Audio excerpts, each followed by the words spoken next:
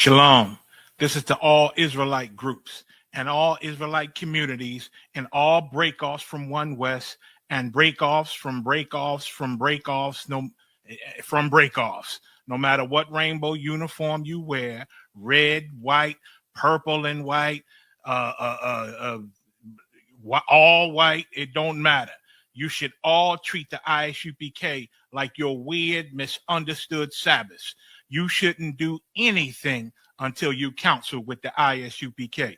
We'll tell you when and what to eat. We'll tell you who to marry. We'll tell you who to have sex with and how. We'll tell you how to resolve conflicts with your wives. We'll tell you how to resolve conflicts with your kids, your brothers, your sisters, your parents, your friends, everybody. We'll tell you when and how to pray. We'll tell you how to direct your life in a way that's pleasing to the Most High God of Israel and our Black King Yahushua, a.k.a. Jesus Christ. We will be to you instead of a God. Just like the Most High told Moses in Exodus 4:16 that Aaron would be to him instead of a mouth and he would be to Aaron instead of a God, that's what we'll do for you. It is what you all need because none of you know what the fuck you are doing. I pray you understand. Shalom.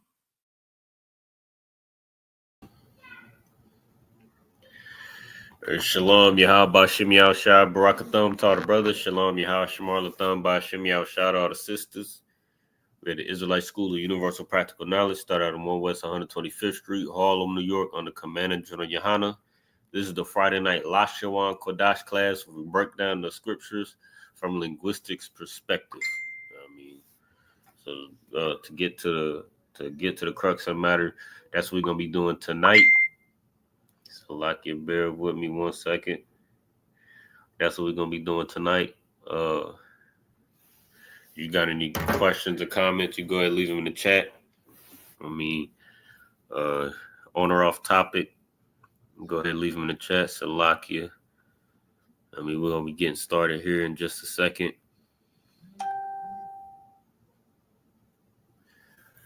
Salakia.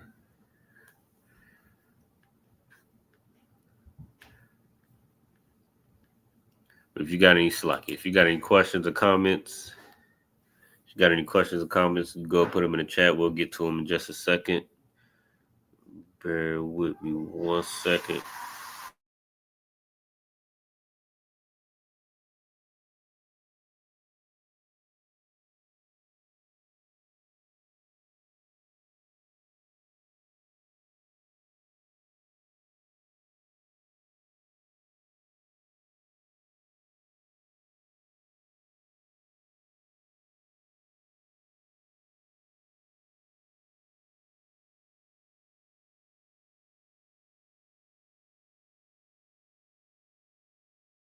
I just pray my love don't lie to me. Swing the iron like Samson, I can't let no hoe lie to me. I don't feel these rappers, all they lies is hypocrisy. Ain't no competition, ain't no rivalry. Niggas think I'm playing, I don't hear one word they saying, this shit light work. Think Muhammad one of us, he might lose his life first. Circle up and stay alert. Another cop can stretch the nigga. He ain't demon, this an exorcism. Watch I bless the nigga. Who took that open blood, then you know I'm gonna get active with you. From the opposition, I see vision. Let me paint the picture. Rappers claim they spit and I ain't listening. Is it fact if revenge was a woman, now I scope that bitch like Jake. So I walk, we gon' run the summer. It's gon' be historical. Thought they making plays, made them niggas call the audible. Ask who run this shit, but that question is rhetorical. Bitch, I'm the one, me cookies with the oil. I'ma get them crackers, hell, should've never kidnapped my family. I can't do that. Bet I be the last nigga standing. Do a life sentence for my niggas, pray you understand me. I might put a switch on this Glock and call it young pay. How you real triggering on them dots? You a bird feeder, claiming he a demon. What's a demon to a cold leader? What he saying something, I ain't hear. This shit light. It ain't on who got this gun, it's on who gon' up that fight first. I turn a bad situation to a game changer. Bring soldiers from the dead, just raise up the chain. Bring shots, I'ma look like Aaron Jones when I run it. Never bite the hand that feeds you, you'll never get that hand back. He bitching about 10%, I don't want to hear none of that. He dropping sword, fuck him, just make sure you get that cover back. Look around, he ain't with us, probably cause he never was. Now my chin like you with the angels for your brothers. Everybody wanna be Richard Porter, God kill him like Alpo. Play if he want, it's laying in the trunk like Lee Malvo. A certified rubber ass nigga, I am not a toy. Hey, I with that hollow side, yeah, this the rim accord. Feel like Gullah Jack when I'm in Fayetteville, you feel your boy. Still up on my bread, still I think that's all that I do. The way I get it, boy, lost, they gon' start to call him Elroy. Fuck his game, pop out on them demons like I'm hell.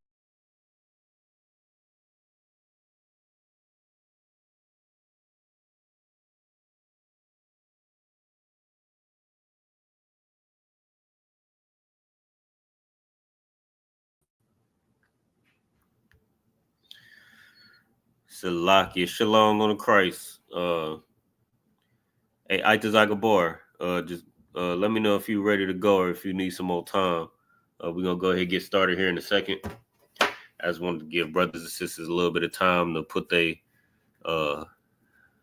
questions or comments in the chat. If you got any questions or comments, if you're watching live, you put them in the chat so we can go ahead and get them answered. Itazag, go ahead and give me a mic check if you're ready.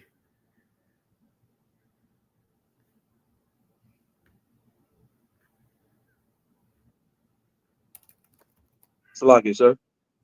Oh, Most High Christ. I just wanted to make sure you was with us. All right, Most High Christ.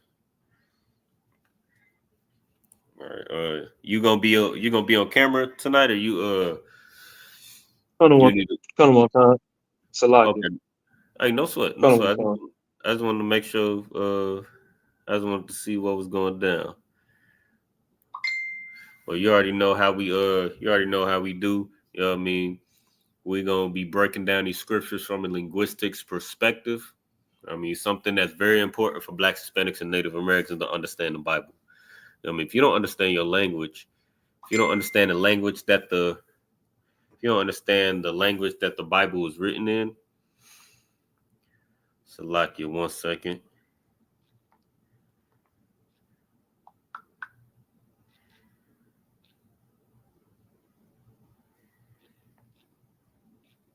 Salakia.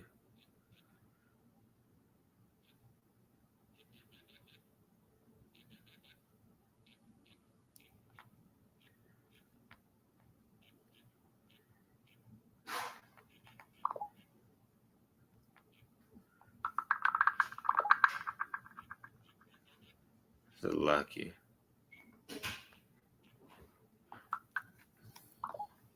But what you got to understand is that's a huge reason why, you know what I mean, Christians don't understand the Bible. Because there's a lot of things that that's involved with the language that your Christian pastors don't understand because they weren't meant to understand this. Your Christian church wasn't put in place for Blacks, Hispanics, and Native Americans to understand the Bible.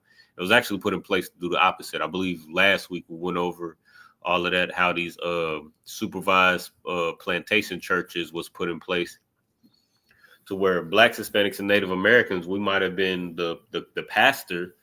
You know what I mean? Much like how you see all over your, you know what I mean, you wonder why in the hood there's a whole bunch of Christian churches all over the place, but we still destroyed.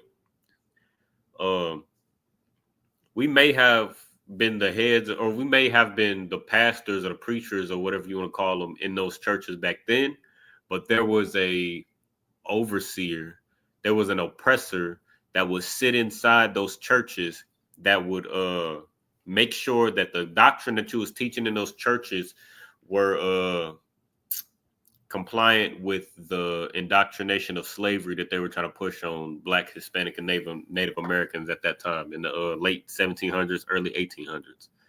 You know what I mean?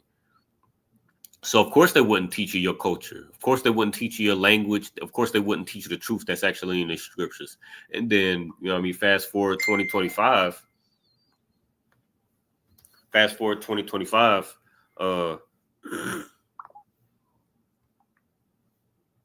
Salakia. fast forward 2025, you want to understand why there's no mention of the Israelites in the Christian church, even though the Bible from the Old Testament, New Testament, and the Apocrypha, it's all about the Israelites, and it mentions the Israelites several times. You know what I mean? You want to wonder why there's no mention of the Israelites, even though it's mentioned all through the Bible. You want to wonder why your Christian doctrine says Christ ain't got no color, Christ ain't got no, or they try to say Christ is a Middle Eastern man. First, they try to say Yahbashim Yahshua Brakatah. I see you, brother. But you want to wonder why, you know what I mean? First, they wanted to try to, like it says in the scriptures, where they cover the faces of the judges thereof. They cover the face of Christ and they make it a white face. And then we debunk the fact that Christ ain't white. We like, okay, well, why is Christ white, even though the Bible describes him as a dark-skinned man? Now they pivot and say that, oh, he was a Middle Eastern man. You know what I mean? You wonder why things like that are in doctrine in Christianity, or they say Christ ain't got no color. You know what I mean? You want to wonder why they try to make Christ and God the same, even though Christ, you know what I mean, is a man just like you and me. You know what I mean, who was born from Mary and Joseph sleeping with one another, because that's where babies come from. I don't know if you know that, Christians. That's where babies come from. I mean, but even though that's practical, they're teaching something totally different than what makes sense, what's actually in the Bible. It comes from that. It comes from your oppressor being the head of the Christian church during those times where we was on supervised plantation churches. And right now we still in those supervised plantation churches, because in that Christian church, you try to ask questions in that Christian church, you try to teach that Christ was a black man and the Lord hates your oppressor and all these different things, they're gonna shut you down. Look at what they did to Nick Cannon, Salakia, Nick Cannon, Kanye West, and what was that brother's name? Kyrie Irving, and the football player, I forget what the brother's name was. You about to say something, Isaac Zagabar? Oh, law. Okay, no problem. But when we try to teach the truth about the Bible, you know what I mean, your oppressor tries to block you and shadow ban you, and you know what I mean, take away your endorsements and you know what I mean, do all sorts of things to destroy you. You know what I mean? That's the reason why, because you were never meant to understand the truth under this oppressor. You know what I mean? Let your oppressor be in control of it. You were never meant to understand this truth. That's why the work that the brothers in the Israelite School of Universal Practical Knowledge been doing since 1969 is so important, because you were never meant to understand this Black, Hispanic, and Native American, man. I mean, yet it's here right in your face, with the shadow banning, with the blocking of the pages and the taking down of the videos and things like that, and the attack that your oppressor does to Blacks, Hispanics, and Native Americans every day, whether it's online or in person, whether it's via the police force or the military or just some oppressor with a gun, whether it's ICE agents or the Border Patrol. Despite all the attacks that your oppressor does to us, the ISUPK is still here and been here since 1969 to teach Blacks, Hispanics, and Native Americans the truth. I mean, that's why we're here. So if you got any questions, go ahead, put them in the chat. Whether you can ask Lashawan Qadash related questions, you can ask scriptural questions. I mean, we'll get down to it. All right. And if you if you happen to be watching this and we're not live, you can always hit that QR code in the top left corner. And morning, noon, tonight, there'll be a brother in that chat to answer all your questions and solve all your problems. You know what I mean? All right, with that, we're going to go ahead and get into the lesson. Aitas Agabar, did you have any questions before we get started, or anything you wanted to go over? I wanted to go over the prayers. Okay. The prayers in Hebrew. And I wanted to ask about, like, such as, I was talking to this brother, and I believe he's from West Africa, and he named the tribe or somewhere he was from. I never heard. I was trying to see if that was part of the 12 tribes as well. Okay. Well, which one you want to go into first? We can go into the tribe thing to get it out the way. Okay. Mm-hmm.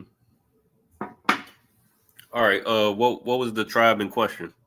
I think he said he was from West Africa, Senegal, something like that.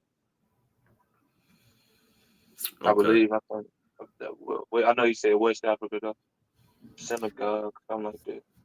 Senegal. I believe okay. So this is the grave mistake that we make. Not only we, like Blacks, Hispanics, and Native Americans, but other nations. This is the mistake that we make. We confuse a landmass with the people. You with me so far? Come on.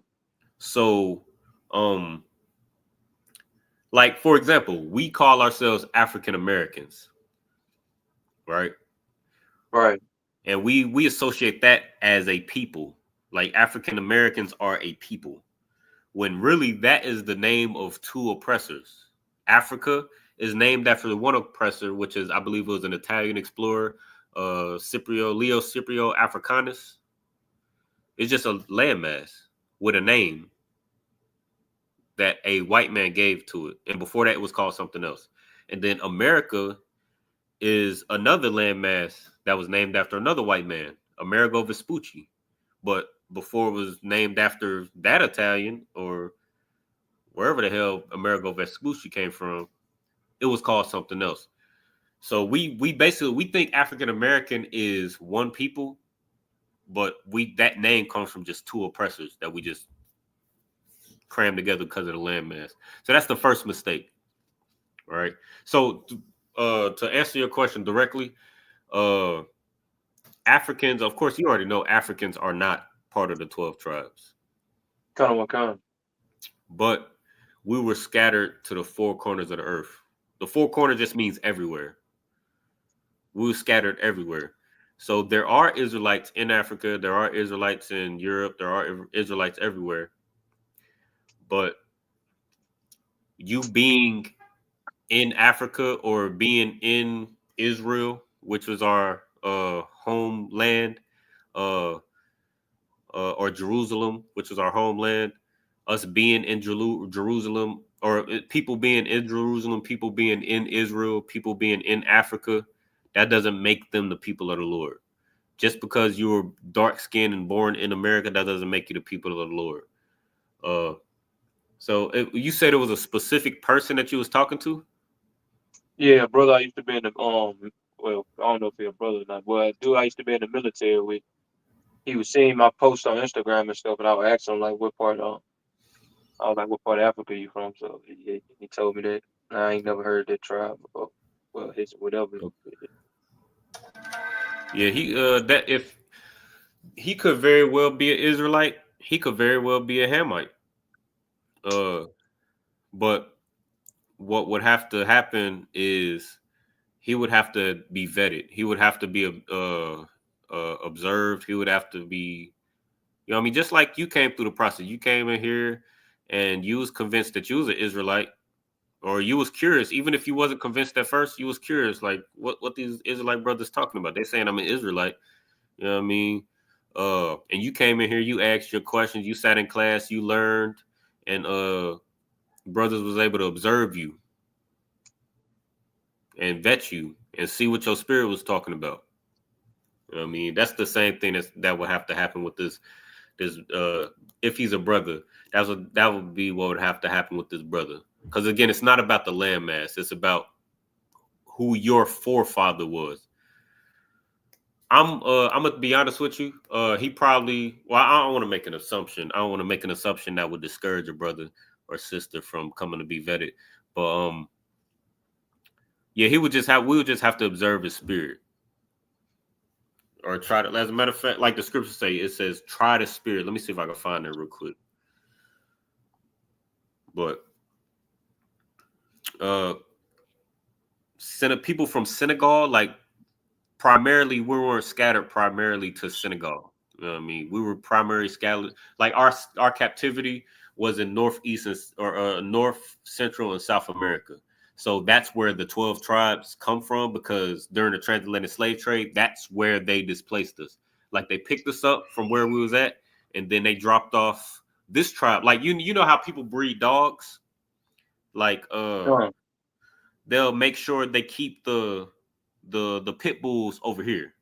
You want a purebred dog, they'll keep the pit bulls over here, and have them made over here, and then it would take the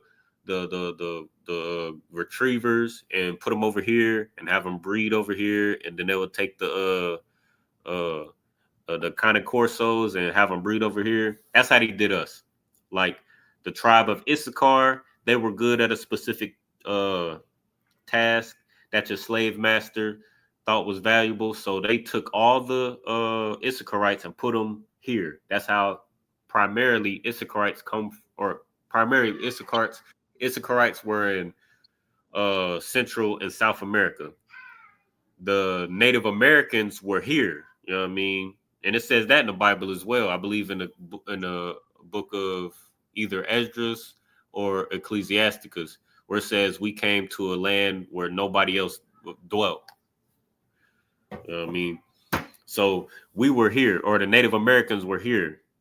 And then in I can't remember the time period, but we were fleeing Roman persecution in 70 AD. We were fleeing Roman persecution into Africa. So that's how African Americans, so-called, ended up in Africa. You know what I mean? But they took us from Africa, brought us here. They took the so-called Hispanics that was in Central and South America, or North Central South America, and scattered them all over the place. But that's how we ended up displaced. So that's how we could say, like, if you're from Mexico, you're from the tribe of Issachar. If you're from the Caribbean islands, you're from the tribe of Benjamin, because that's how our oppressor displaced us. You know what I mean, so that's the significance of the landmass. You know what I mean? That's just primarily where we were, but that's about the extent of it. That's the extent of how much the landmass matters. You get me? Come on. Senegal, you know what I mean? Our brothers and sisters may be over there, but it's very few. You know what I mean? Now, if that brother if it is a brother over there, you know what I mean? Again, he would just have to come through the process and get vetted, get observed. He would have to hear us say the white man or our oppressor is the devil the Bible speaks of. He would have to hear us say we ain't no stinking Africans. You know what I mean? And see how he, you know what I mean, how that how he, we'll have to observe him in that type of, and hear, you know what I mean? And find out. Come on.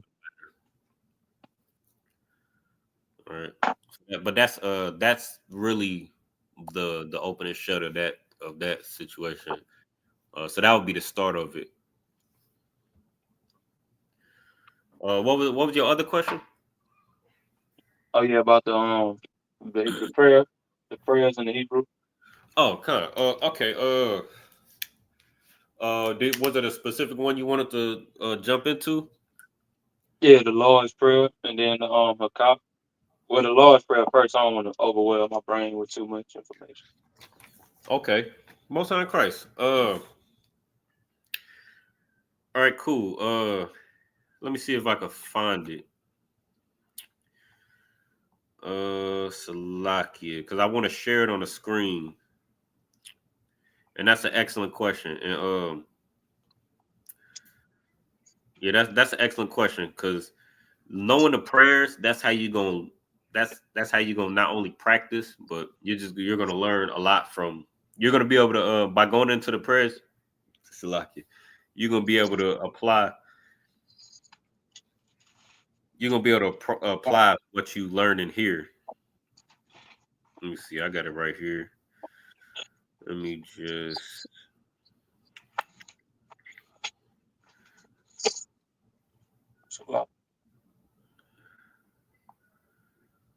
Oh, sweat. Give me 1 second. I'm gonna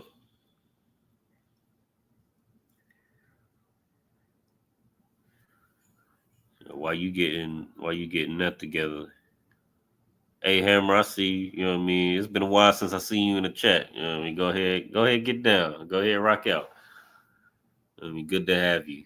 You said with the black man muscle and the white man's brains, mulattoes will rule the world. That's a very grave mistake that was made in the time of Noah.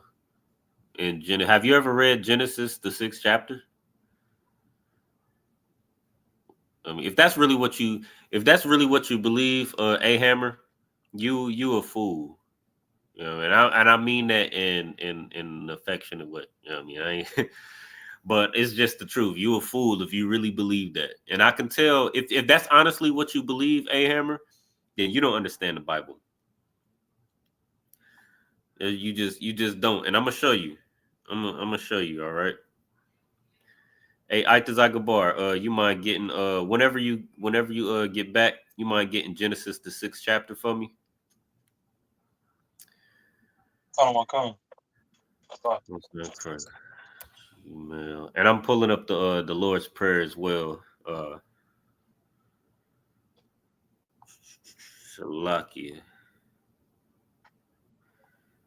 Bear with me 1 second.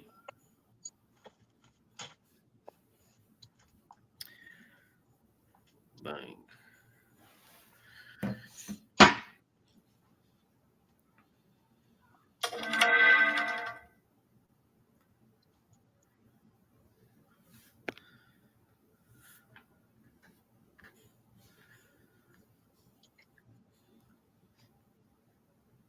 Mm. All right. Let me go to it. Let me put it on the screen real quick. There's a Genesis, the 6th chapter. You could probably start from the top, if you already got it, and let me catch up with you. Come, son. Yep, yeah, you can start at the top. And this you know what I mean, what the statement that A Hammer made was excellent. It's an excellent teaching tool. All right. Come. The book of Genesis, chapter 6, verse 1.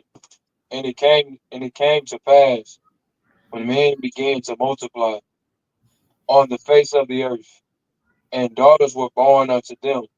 Okay, so before we move on, you can catch the context, right?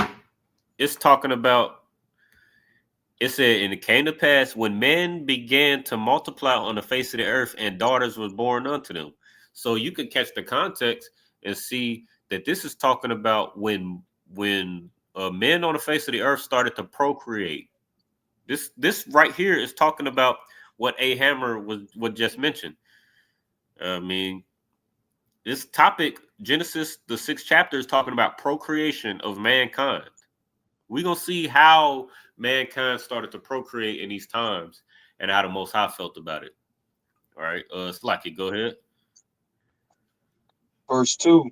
That the sons of God saw the daughters of man, that they were fair, and they took them, and they took them wives of all which they chose, They took them wives of who? of all which they chose. Read that part one more time. The sons of God saw the daughters of men, that they were fair, and they took them wives of all which they chose.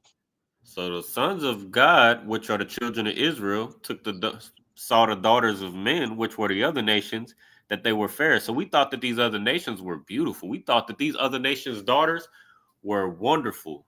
You know what I mean, just like A Hammer, he said mulattoes are smarter. Yeah, we thought that back then in Genesis 6 and 2. You know what I mean, we saw the daughters of men. We saw these other nations and thought their daughters were just so beautiful and smart, just like these He-Man woman hater podcasts. They think that these other nations, you get you any other nation but a black, Hispanic, and Native American woman.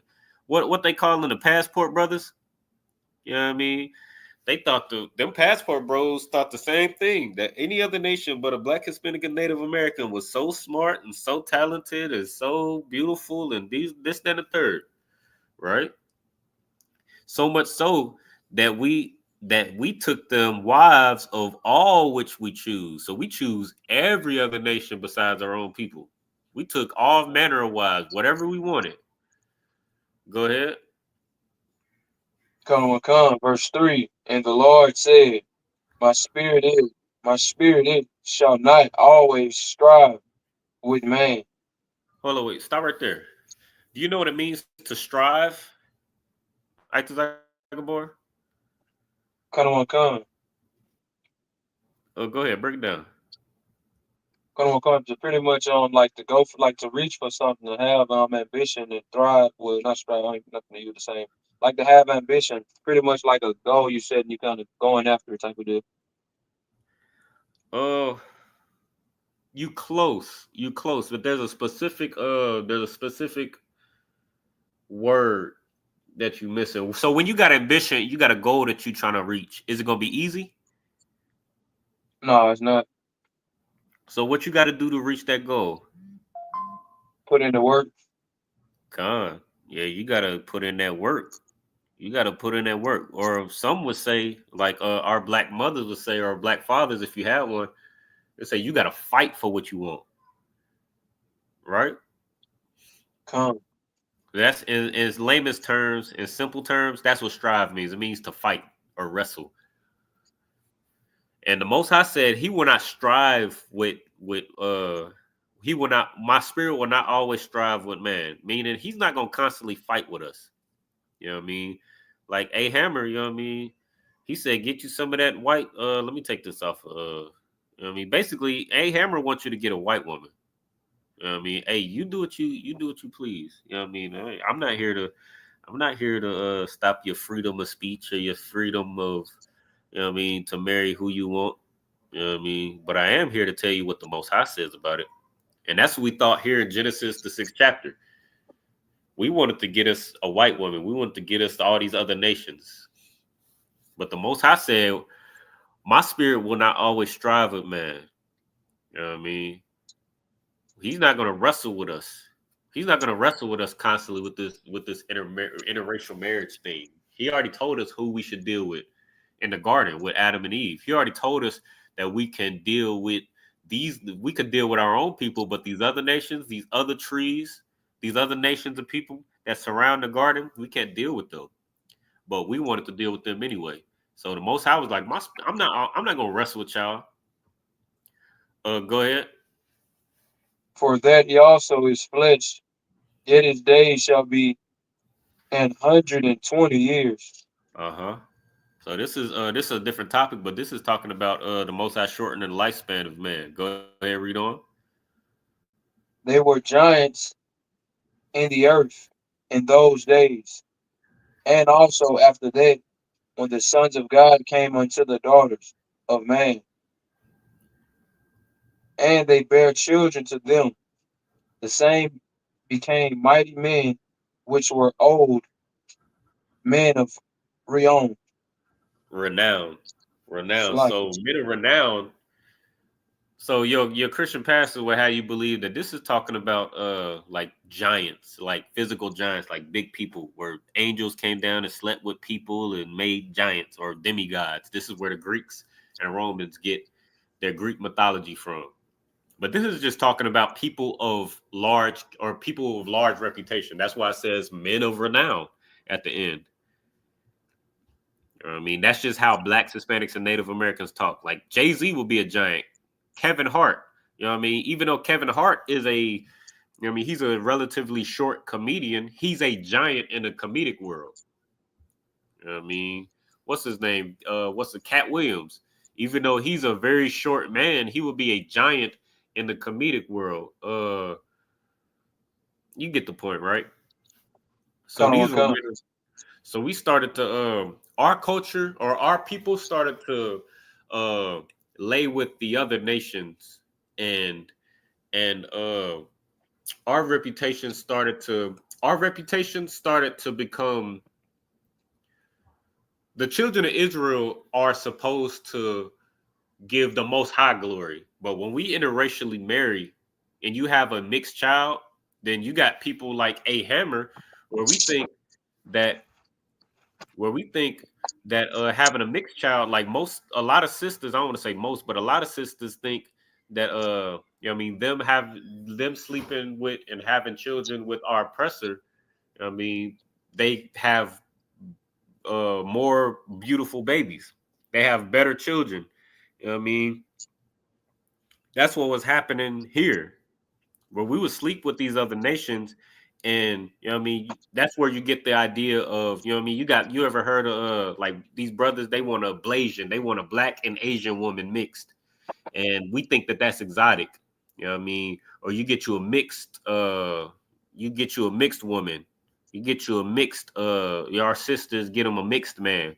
You know what I mean? We started to desire and put them on a higher pedestal as far as quality. You know what I mean? Where the Most High intended for the children of Israel to be the highest quality, like it says in Deuteronomy chapter, I believe it's chapter 7. Thou art a holy people above all nations upon the face of the earth.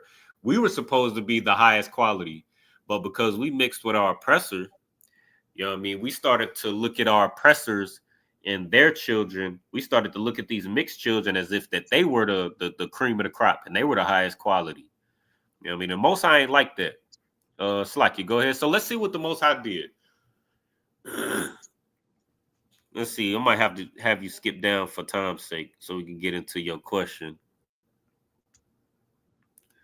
Salakia. What was that for? Go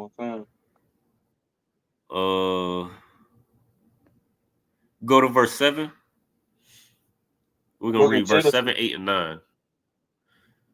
The book of Genesis, chapter 6, verse 7. And the Lord said, I will destroy man whom I created from the face of the earth, both man and beast, and creeping thing, and the flowers of the air. For it repented me that I have made them.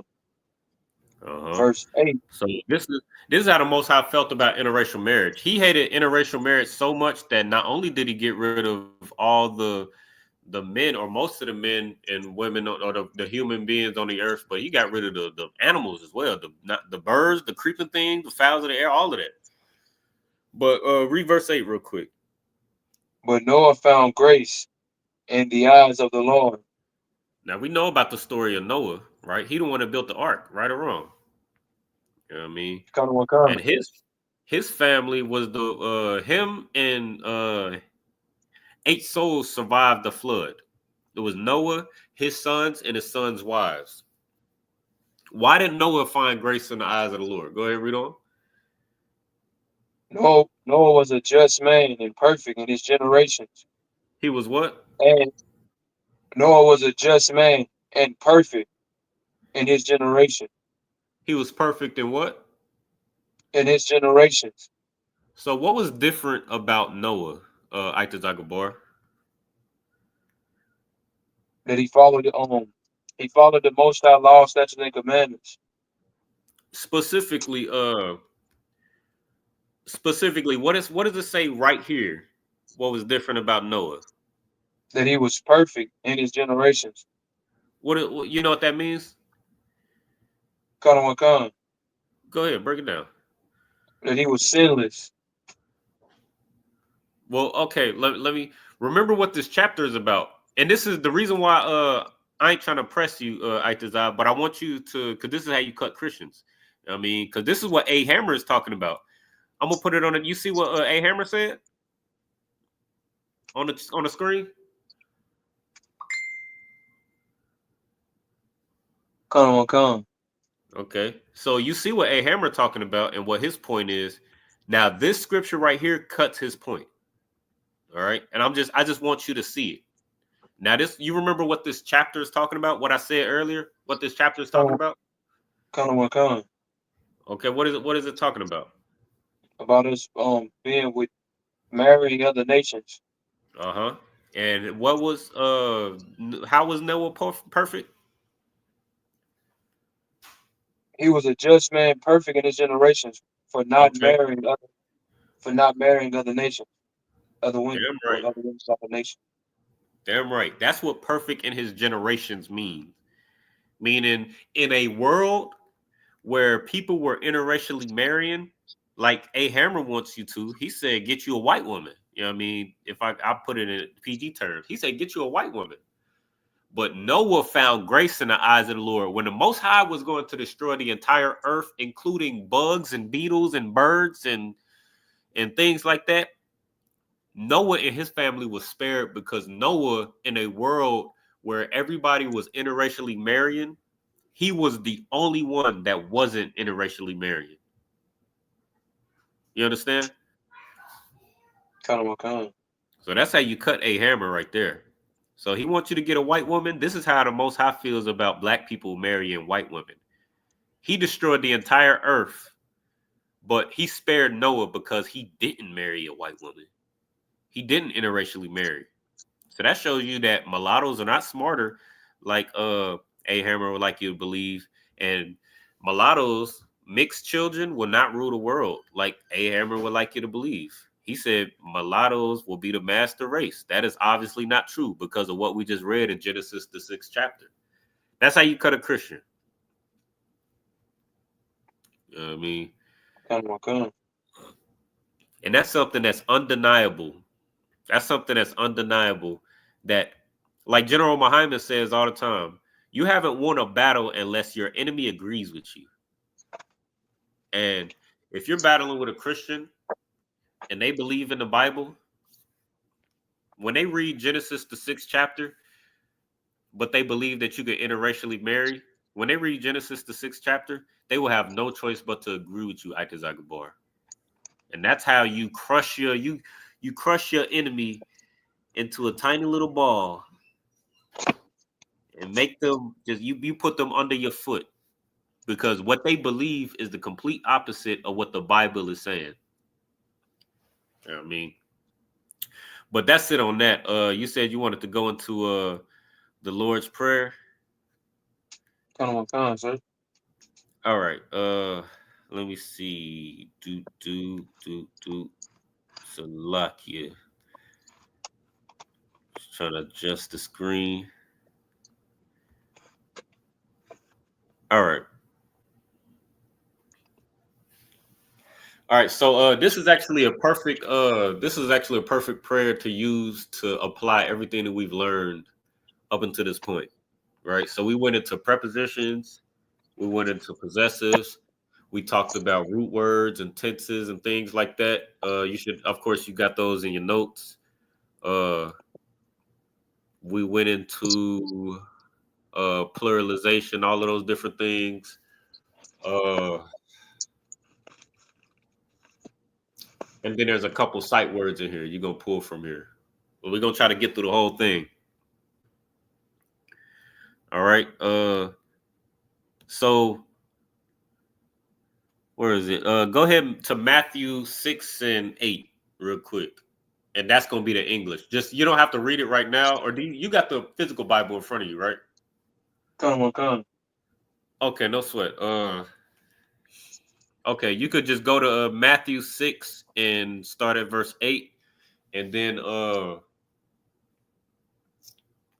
we'll read it in we'll read it in English. I know you know the Lord's Prayer in English, but just for the people watching online, we're gonna read it in English so that we can look for words that we should be listening for, to say the least.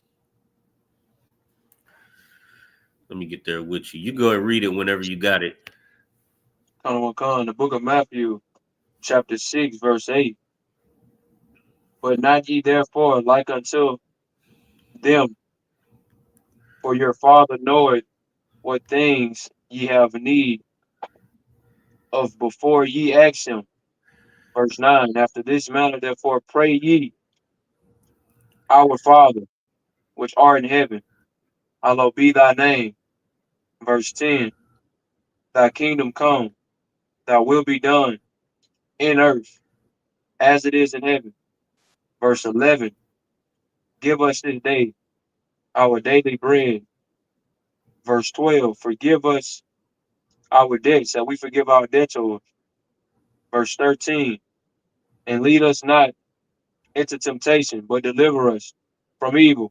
For thine is the kingdom, and the power, and the glory, forever. Amen. All right, so this is the whole that was the whole Lord's Prayer. And that's what it is in English.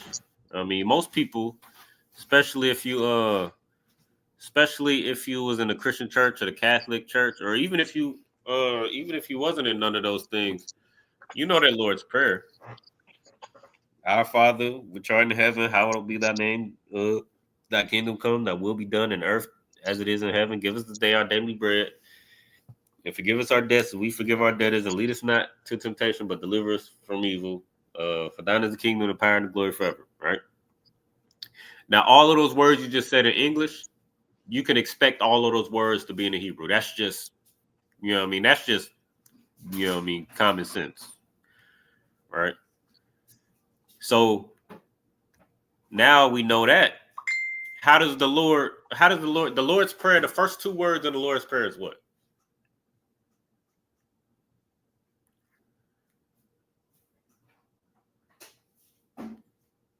Oh, Salak. You good. And anybody in the chat as well. You know what I mean? What's the first two words in the Lord's Prayer? Huh? Thy kingdom. La'a. Started I think it's on, or it's in verse 9. Salak. Our Father, Salak. Con. That's how the Lord's Prayer starts. So you see what I got on the screen? Khan. Well, I can't do it. I have it.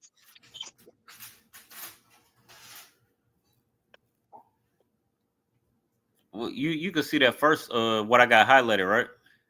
I had to be extra close. I ain't want to chat to see me, like looking extra close into the camera. Okay, no sweat.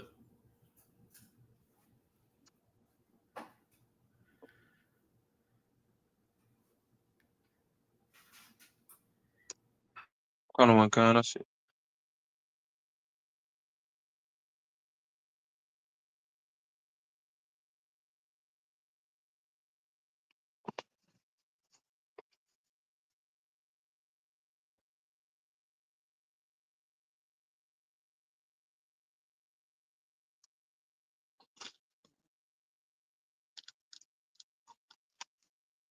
Like I ain't realize I was muted. But since you're having a hard time, having a hard time looking at it, I could just read it for you, so you ain't got to go back and forth and strain. But that first phrase is Abba Nawa. So since the first phrase in the Lord's Prayer is Our Father, you can assume Abba Nawa means what? Father. Close. Our Father. Con. Now this is where using those notes that we just was talking about, prepositions, possessive, root words, tenses, that you got in your notes. That's where this comes in. All right. Khan. So this last part, Nawa. You remember what Nawa means? Okay. Go ahead to your. I'll give you a second to go to your notes and just let me know. And if you still don't know, just let me know, and we'll move on.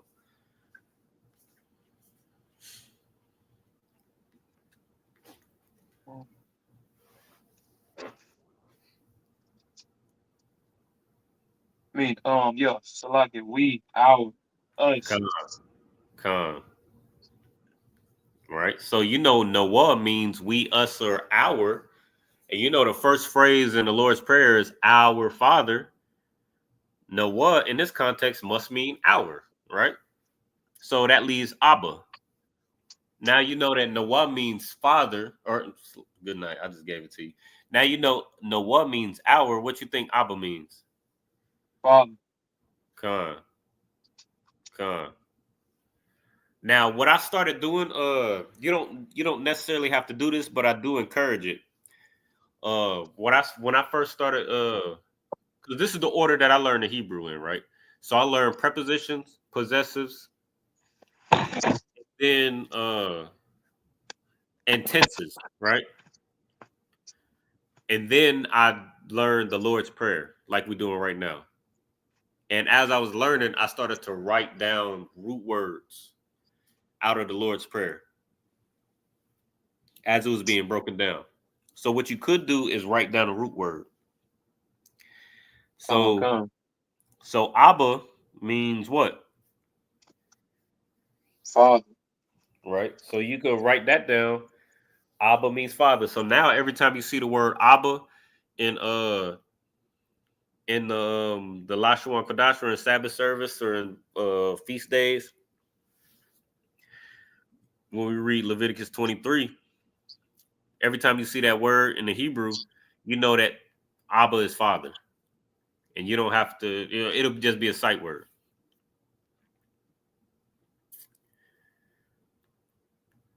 All right.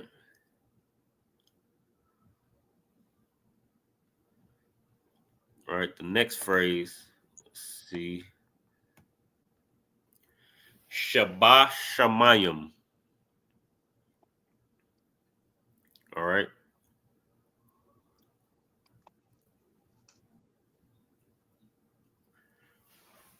Now, Shamayim, I'll just go ahead and give you this one. Shamayim means heaven.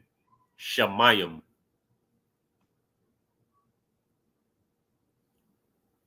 Come. Right.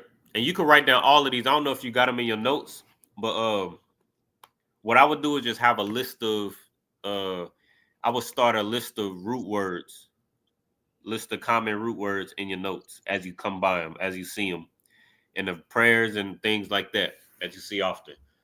But Shemayim is heaven. It's built off of it's built off of the word mayum, which is mayum is water. And then mayum comes from the word yum, which is sea. So yum is sea, mayum is water, shamayum is heaven. All right. So you can write down all three of those in your on that list that we just was talking about. But that's where that word Shemayim comes from. Come. So now that we know Shemayim is heaven, now all we got to do is figure out what Shah and Ba mean. Now they come before the root word. So we know that that's a what? Right, Zagabor? A preposition. God. So what does Shah mean as a preposition? It means which, like pertaining. Khan. And then Ba Means on or in. Khan.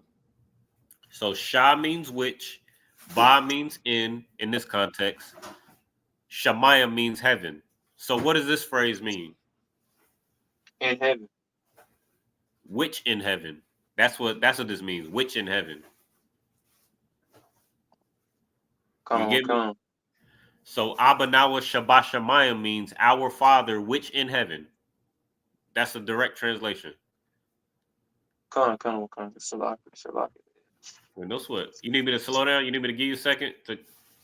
No, you didn't. I just forgot. I just said the shot means which. Okay, no sweat.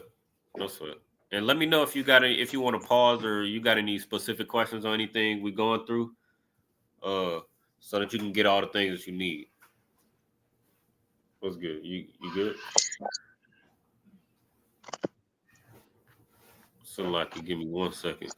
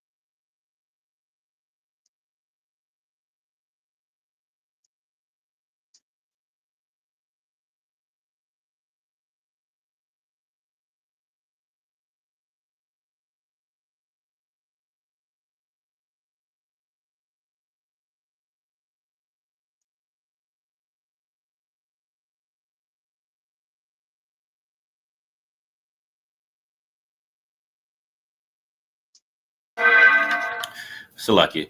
All right, you see what I got highlighted on the screen now? Kanamakan. And this is a phrase that should be, or this is a word rather that should be familiar. Qadash. This is a phrase that. Lucky. 1 second. But this should be a word that should be familiar. Qadash. You know what Qadash means in the Hebrew? La'ah. Okay. Qadash means holy. Oh, Salaki. I should have gave you a second. Yeah.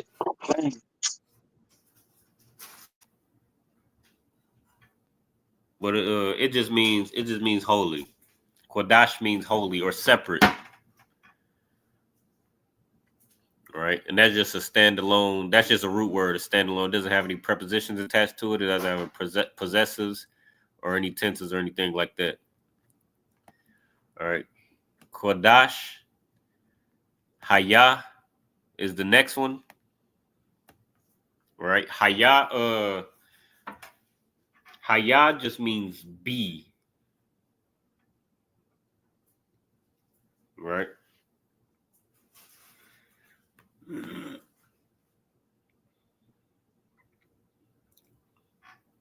Salakia. But Haya means be. Right? Be or am. So Qadash means holy. Haya means be. Now we're about to come up on another root word. Shamka. All right. So let's start with the ka part. What does ka mean? It comes after the root word, so that means it's a what?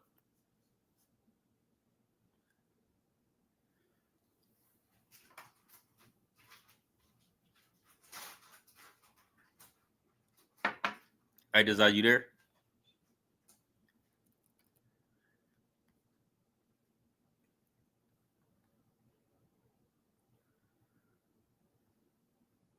Oh, Salaki, what the heck?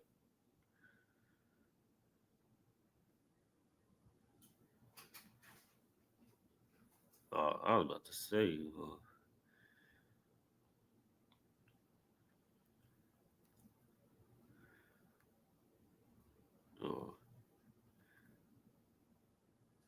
Salaki, you can hear me, Aitis Akabar? I think I just added you to the stage.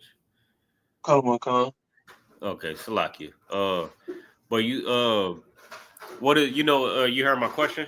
I don't know if you answered or not. I couldn't hear you. Kanamakan. Salaki. I believe you said, was it a possessive preposition? But when they come after the root word, Which one is it? Is it a preposition or a possessive? it's a possessive God. after. And what does it mean as a possessive? We looking at Salaki.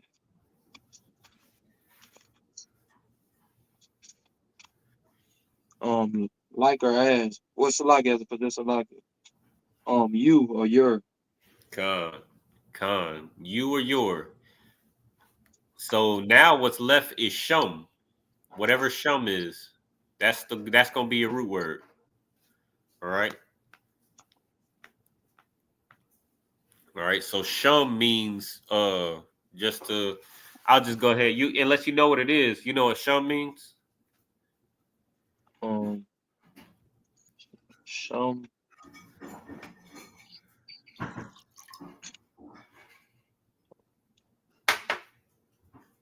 La'ah. Okay, no sweat. Shum means name. So if shum means name, then what does shumka mean? Any say Shumka. Con. Name Shumka. Your name. Con. Damn right. So Qadash Haya Shamka. What does that mean? were you able to write down those root words? I just want to make sure I'm not moving too fast. Kanawakan. Okay, so Qadash means what? Holy. I ain't get the yeah. Ka. Haya. That's the one I missed because my phone had exit out. The phone kept dropping. Okay. I missed it. Okay, no sweat. Haya means be.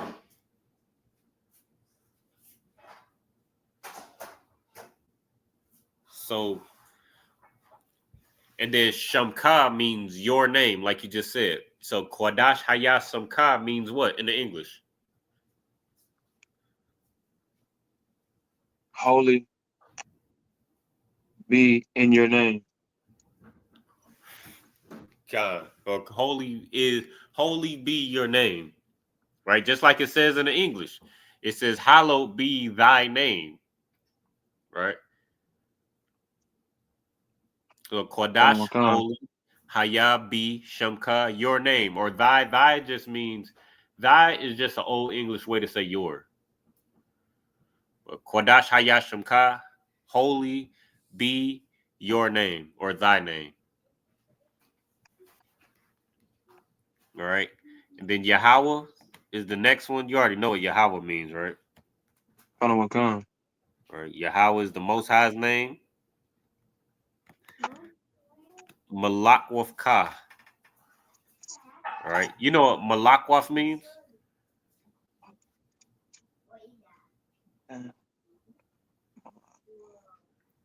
I don't. I don't. Okay, no sweat. And this is also another method that I use to try to memorize and learn words, right? Just learning brothers' names. That's a good way. Like you go to Passover, you go to camp, and you meet a new brother, or you know what I mean, you go to a feast day, you meet a new sister. You ask the sister what her name is, what it means. You know what I mean, you ask a brother what your name is, what it means. And that's how it's easy to lock in and be able to memorize. By memorizing brothers and sisters' names, you memorize words because that's where our names come from. They come from Hebrew words. All right, so Officer Malakwaf out of Houston, his name means kingdom, Malakwaf. And you can write this down too. So Malakwaf means kingdom, but his name comes from the word Malak, which means king. Kanawakan. Malak means king, and the waf at the end. You know what waf is? At the end of a word. It's an irregular. I'm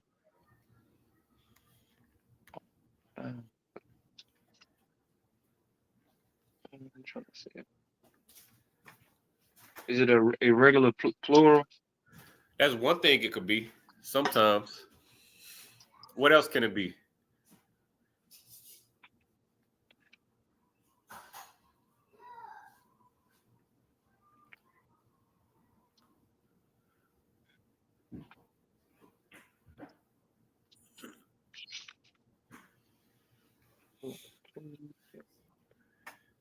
It can be so like servile tense. Khan. So Malak means king. Wath is a servile tense. So Malak Wath means kingdom. Kingdom. Because the kingdom serves the king. Does that make sense? Kanawakan. All right. So Malak Wath means kingdom. Now what's the ka? The ka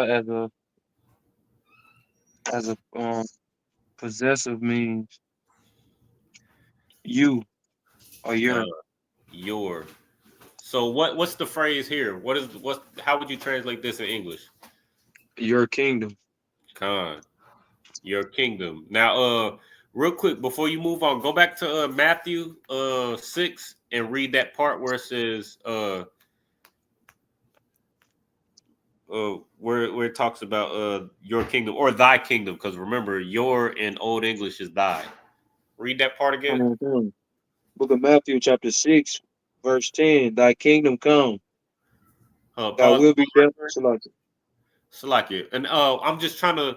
I just want you to. I'm just having you go back and forth because I want you to make this connection. So we just read the part that says Malak with Ka, which means your kingdom or thy kingdom. Now, what do you think Taba'ah means based on what you just read in English? You said Abaya. Taba'a. Yeah, Khan. The next phrase. What do you think Um, Taba'ah means? come. Khan. And that's exactly what it means. It means come. Tha Ba'a. Or Ba'a means come. Tha means you. Tha Ba'a. Come. Meaning your kingdom is coming. You know what I mean? So your oppressor wants their kingdom to come. Every other nation, every other religion, they want their idea of what they think the Lord wants to come to earth. You know what I mean? What they say in the what's that joint called? In the Quran and Muslim culture, in the Muslim religion, they want what is it, 700 virgins or however many virgins. You know what I mean? They think they're gonna blow themselves up and get a whole bunch of virgins, and you're gonna go to some sort of sky heaven and all of that. Same with the Christian church. You know what I mean? You're gonna live in servitude under this disgusting oppressor in America, and then you're gonna die and go to heaven where your oppressor is gonna be in heaven with you, because God loves everybody and God forgives everybody. But that's not what the Lord's heaven is talking about. You know what I mean? His idea of his kingdom, that's not what his kingdom is talking about. So that's why the Lord's Prayer is so important. It says, thy kingdom come, your kingdom come. You know what I mean? Taba'a means Malakufka Taba'a, your kingdom come. All right, the next what's the next part of English? Real quick. And this is gonna help you like be able to make connections a little bit faster. Or not you personally, but just in general. Anybody that's reading in the Hebrew, just like how we do in Sabbath service, you're able to make connections a lot faster by reading what's in the English and being able to by reading the English and the Hebrew side by side. So that's all we're doing right now, just to let you and everybody online know. All right, but what's the next part after thy kingdom come in English? That will, Salakia. That will be done in earth. So real quick, go back to the so what you think the next phrase? So after Thaba'ah, what do you think that means? You say Ratazaka. Con. Let's go down. Ra which would be thy. That will be done in earth. That will be done in earth. Not quite. Not quite. Just go. So we just broke down thy kingdom come, right? So just focus on the next part in the English. Focus on that next part, and that's where we're gonna be picking up in the Hebrew. That will be done. Okay. That's exactly what that's talking about. Thy will.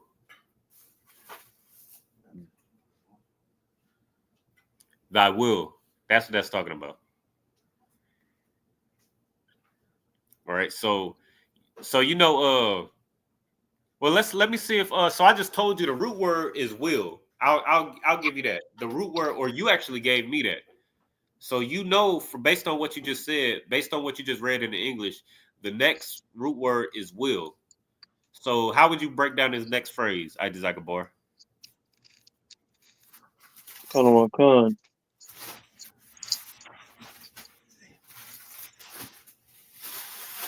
What the word is will, Salakia. All right, look at the preposition. Preposition will be Ra.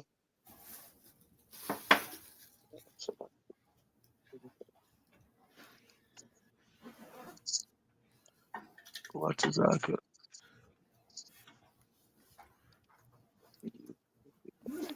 Salaki, I don't even have the preposition for raw. So what that mean? It is not a preposition to be part of the no. You was right. You was on it. So it'd be part of the root word. God.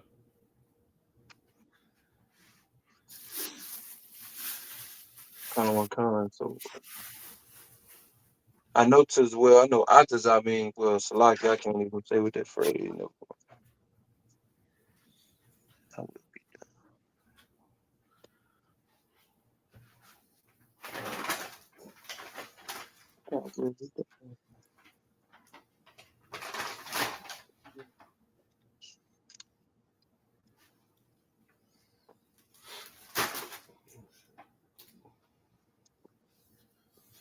You on to it.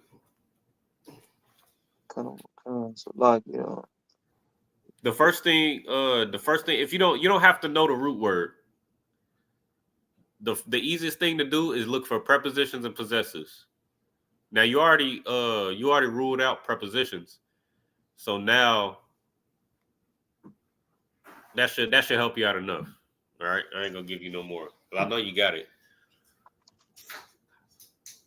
Huh. We just breaking down the whole thing. Oh. Hey, Salakia, we got Salakia, we got Bonzayan in the building as well. Yeah, we Hey, Shalom, y'all.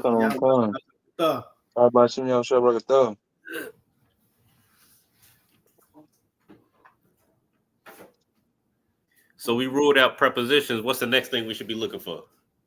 I said the possessive. God. Now go from there. I know I got all these.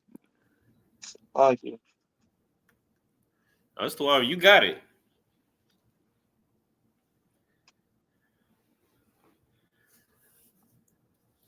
So possessive. Right.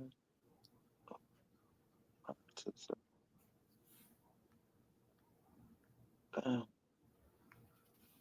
What you doing, Dustin?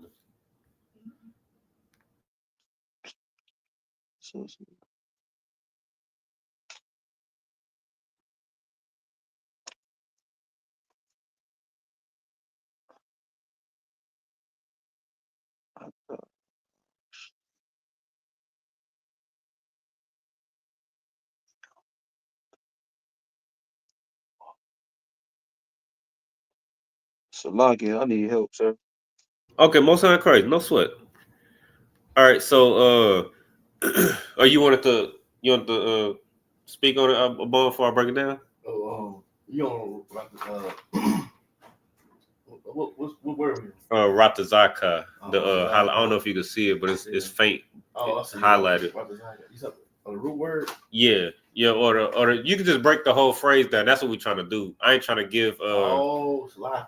Yeah, you wanna, or if you want to point out the root word, that's to however you want to break it down.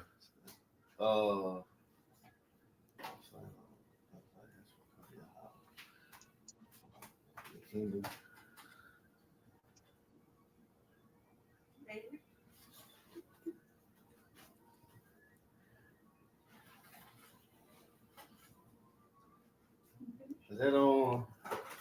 That's on Earth, right?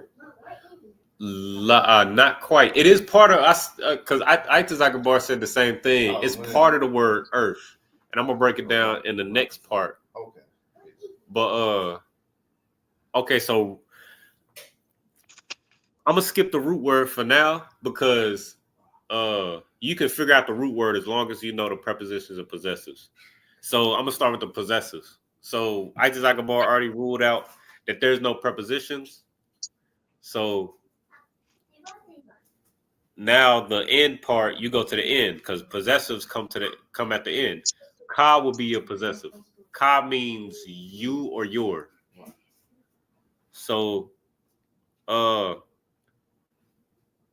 actually, I gave you the root word, right? Kanawakan. What's the root word mean? Oh, La, you didn't give it to me. You just told me Rataza. Okay, no sweat. Ratas or the root word is will. because Malak with Ka, Taba'a means thy kingdom come. And then we read in the English. But no sweat. The next part of English is thy will be done.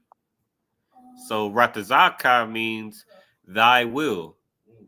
The Ka at the end means you or your, or again in old English, thy. But in modern English is you or your. So that leaves Rataza means will. Right? Ratazaka means your will or thy will. Haya, you remember what Haya means? Well, we just saw it earlier. We saw it earlier, right up here after Qadash. Haya means be. Khan. So Salaki. oh no, what you about to say, Salaki? Oh no, I was about to say nothing. I was Salaki. Okay. And what you able to get down Rataza? Kanawakan means will. Khan. Okay, no sweat. I just don't want to move on without you getting everything you need. All right, so Haya means be again. Next one, Aisha. What you think that means? Based on what we just read.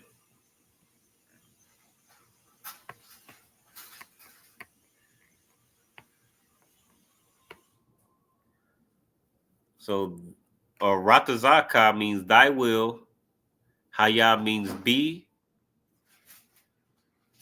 What's the next part of English? Thy will be blank.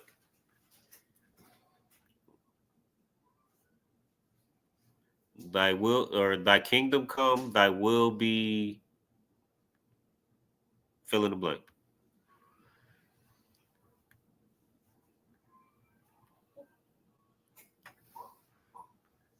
Salaki, so you get it? You had a question? Or you was about to say something? Yeah, Salaki, I ain't know if you can hear me, and I'm saying be done. Khan. Aisha means done. Do, done, or make. But in this context, it means done. But you'll see it. You'll see Aisha a lot in in the Hebrew or in Sabbath service or in the Lord's or what's it called? Leviticus 23 when it talks about the feast days. There's a brother in headquarters, Aisha Ya'ala. His name means the work of the Lord. So that word also means work. So do, make, done, work. Aisha. In this case, it means do or done. Kanawakan. So, all right, next one. Ba Arataza. This is what we was talking about earlier. When we was on Ratazaka, I was saying Rataza is I think you and Abon said Rataza means earth. And I see why y'all was saying that. Rataza means earth. But Rataza is the root word of earth.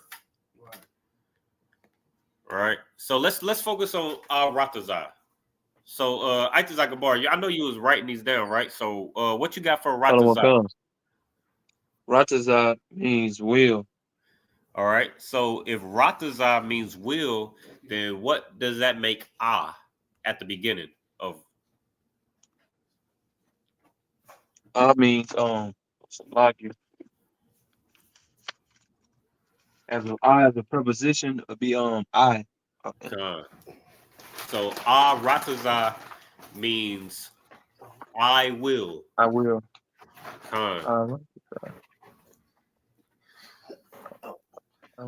Rataza is built off of the preposition I and Rataza meaning will, because earth is where the Lord's will is done. You get the point? Kanawakan. So Rataza, I will or my will.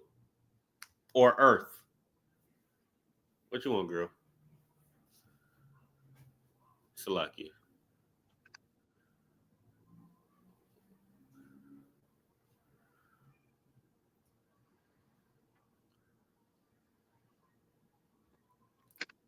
Go ahead upstairs, girl. Go upstairs. Go upstairs. But that's where that comes from. So Aratazah means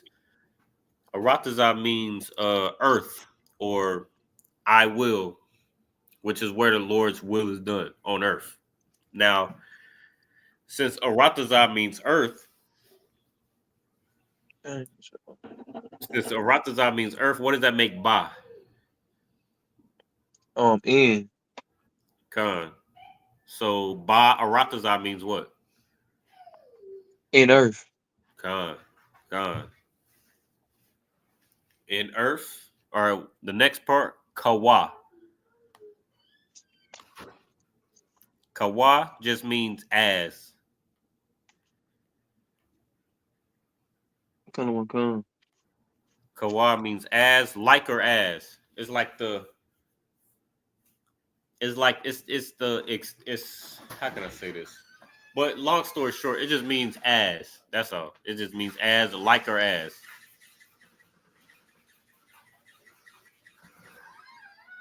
Come.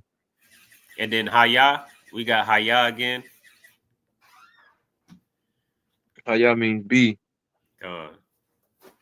So in earth, as, be, and then Bashamayim. You should have Shemayim, right? Come, heaven. Khan. So Bashamayim means what? In heaven. Khan. Damn right. You realize you're teaching the Hebrew right now, right? Isaac Zakabar? Come, sir. Most High Christ. This brother is teaching the hell out of this Hebrew right now. So Ba'aratazah Kawa Haya Bashamayim means what? You say Haratazah, it will be done in Salakia. Will be done in earth Kawa as in heaven. Salakia. Khan. Damn right. Damn right. All right, so Nathan Lanawa is the next phrase. Nathan Lanawa. All right. I'll just give you Nathan. Nathan means, you mind closing that? Refrigerator? Nathan means give. Huh, yeah. Nathan means give. Give. And that's an important word. That's an important word to know as well. Nathan. Right? You'll see it a lot.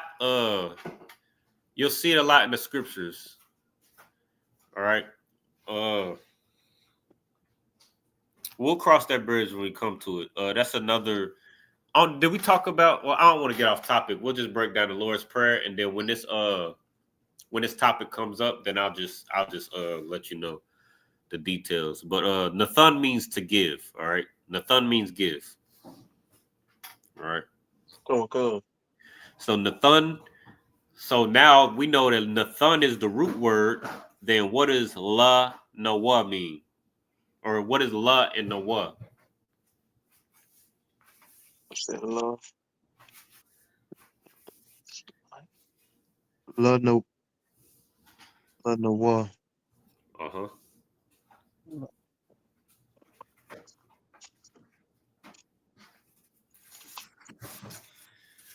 The love means two. Love no war means Salaki, sir. Salaki.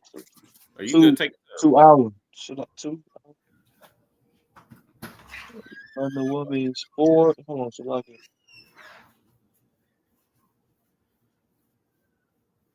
Love no war.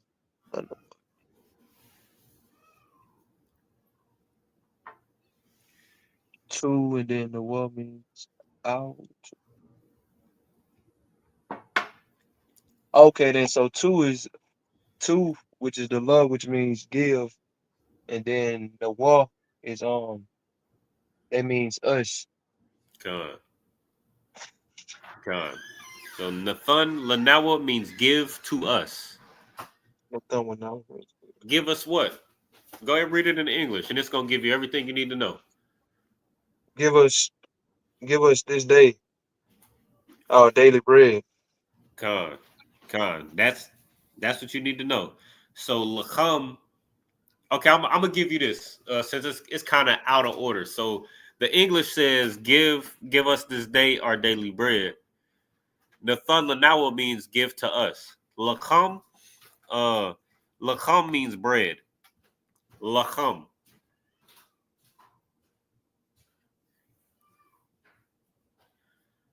right? Lacham means bread, Look,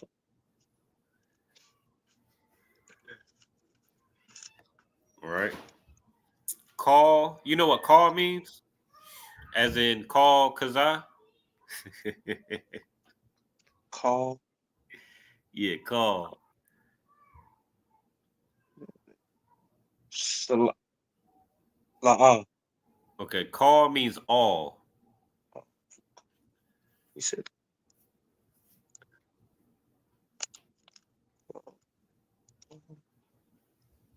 said lacome means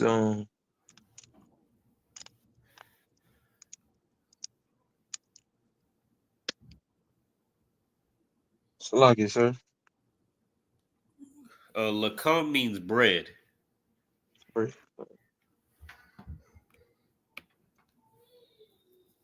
Lacum means bread. Uh, call means all. Come. All right. And then yawum. You Yawum means day. one means they. Con.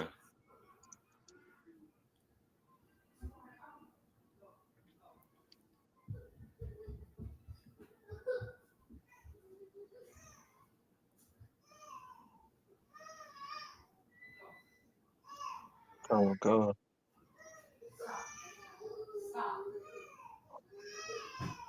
Or yawum the or like day in a present tense. Right. Yum is day. Yawum is like day in present tense. Come, sir. All right. Yeah. So Nathan Lanawa Lakam call Yawum means give to us bread all day. That's the direct translation. So Lakam call Yawum is bread all day. Great all day. All present day. Come, sir.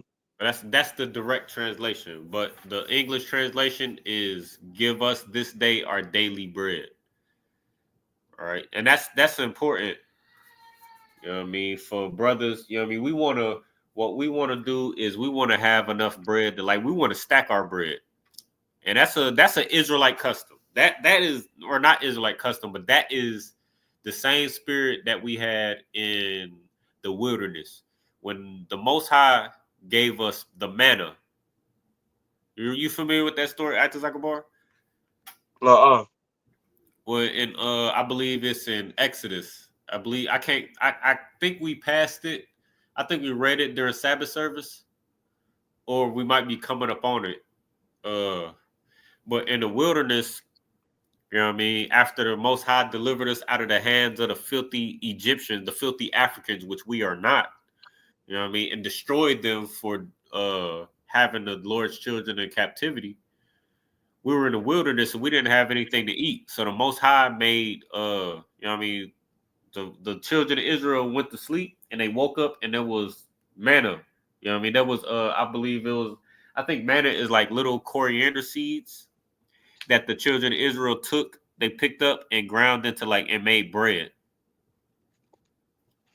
Man. Right? Con. But the Most High gave us manna, and He said to get what you need for today, and don't try to save any. Don't try to save it. All right. But we tried to do it anyway.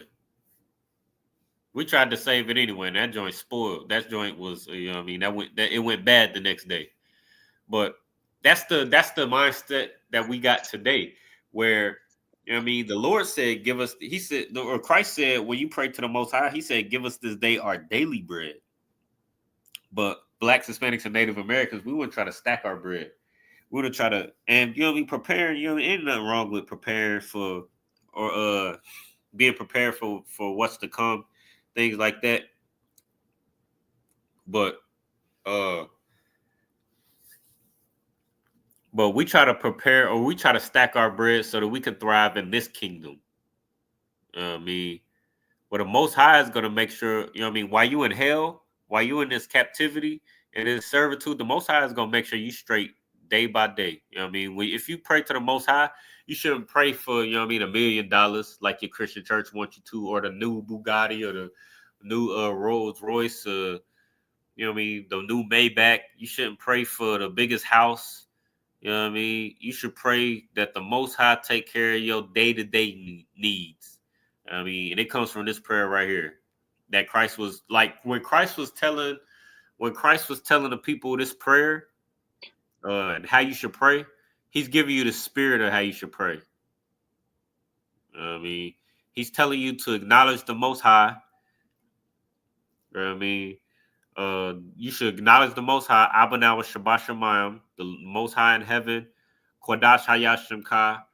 You should acknowledge that the Most High is holy and he is separate from every other God, every other fake God that these religions try to push on you. He's telling you to acknowledge the Most High, that he's the only one true living God.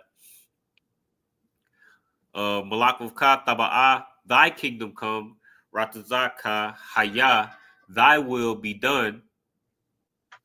That you want the Most High's kingdom to come here, and that you want the Most High's will to be done here by Ratazah Kawa Haya Bashamayim, in earth as it is in heaven.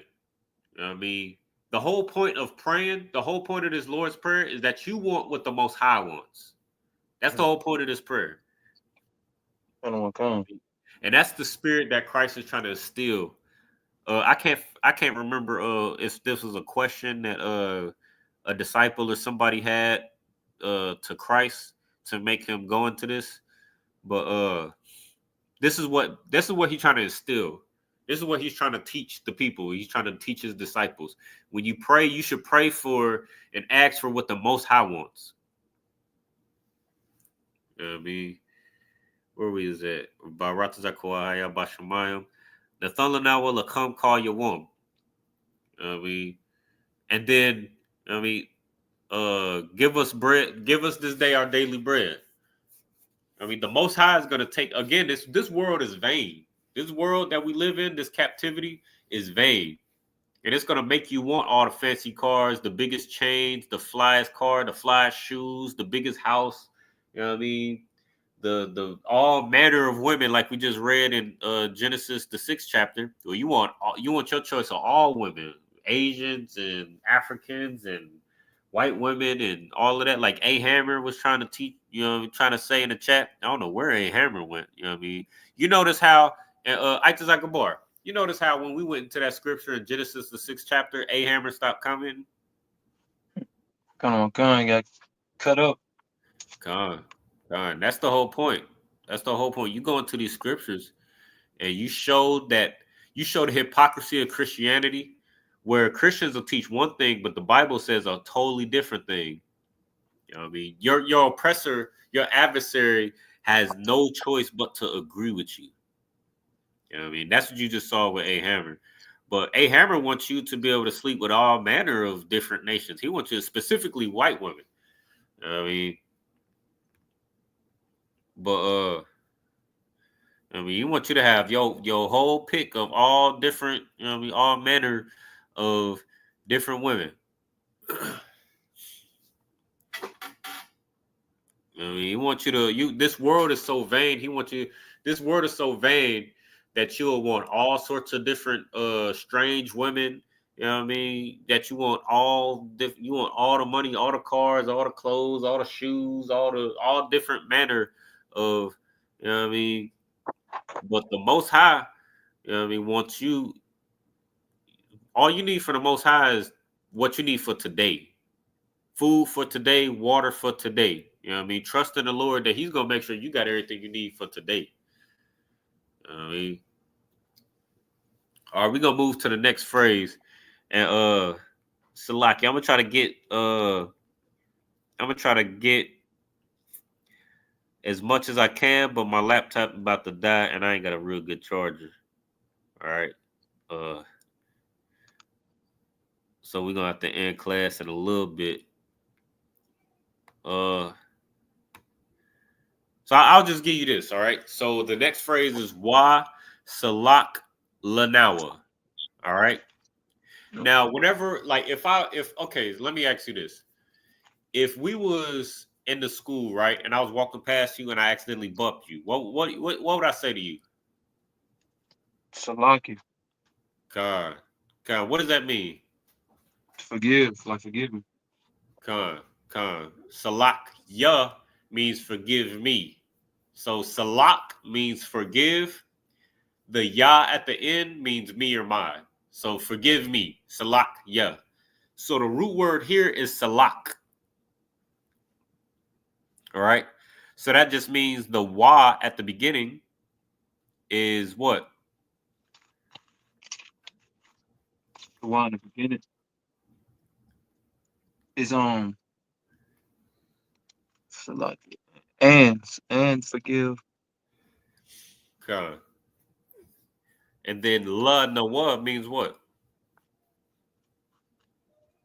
La Nawa. Con. La and nawa. All right, so the possessive love means well, it's not a possessive. The Nawa means I don't know Salaki. I know what that means. How Salaki. This is what means. And forget. Our Nawa means our. Yeah, our forgive. You Con. said the La Nawa. So what does love mean?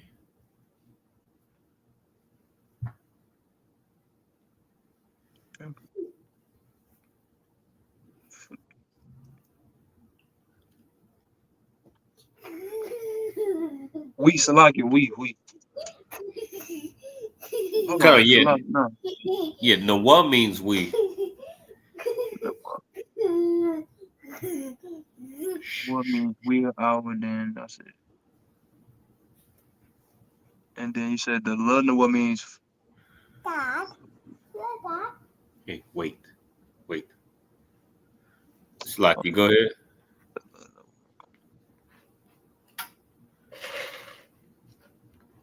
What is it? Salaki, would you like some what means what Salaki? So I'm getting confused a little bit. Okay, so we got nawa, right? I just need la as a possessive. What does la mean as a possessive?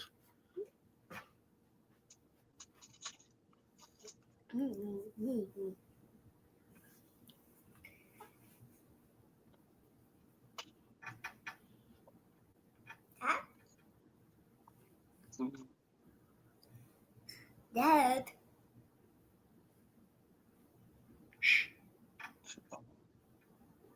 I don't have the preposition for love, which means to. Oh, you said is Is it two? Salaki, did I write that? is that a preposition or a possessive? I might be I think I don't have it as a possessive. I have it as a preposition, which means two. Salakia, you absolutely right. If that's what you got, that's correct. Salakia. Yeah, that's that what you got is absolutely correct. So la just means two. All right. And just on that note, I'm glad you brought that up. Sometimes prepositions and possessives can be put together. Right? Like when we say Barak atha is just a preposition and a possessive put together. So "a" means I as a preposition, and then "the" is a possessive that means you. So "the" is a preposition and possessive put together to mean I, from me to you. Like when we say Yahweh Shem Yahweh Barak Atha, we're saying Most High in the name of Yahweh bless blessings from me to you. Like when we salute one another, we're blessing one another. And it's if I salute you, it's a blessing from me to you. Like I'm giving you a blessing. Yahweh Shem Yahweh Barak Atha. So Atha means from me to you. Right. But that's just sometimes you'll see things like that, like prepositions and possessives attached to one another. But I just don't. I just wanted to mention that so that you're not confused. But sir. But what I want you to get right now is just the root word. All right. So the root word. Hey, put that down. Put that down. Go upstairs. Salakia. But the root word is salak. Salak means forgive. All right. Come on, sir. So wa salak lanawa means and forgive to us, or give forgiveness to us. Wa salak lanawa and forgive us. All right. And forgive. Come on, sir. All right. And this is the part. Let me see how much percent I got. I got about 9% left on my laptop. Salakia. So wasalak lanawa and forgive to us. Kawawath nawa. Now you know what nawa means, right? Because every phrase after this ends with nawa. So let's just get that out the way. Come on, our. Khan. Us or our, right? So wasalak lanawa and forgive us. Kawawath nawa. Go ahead, read it in English real quick.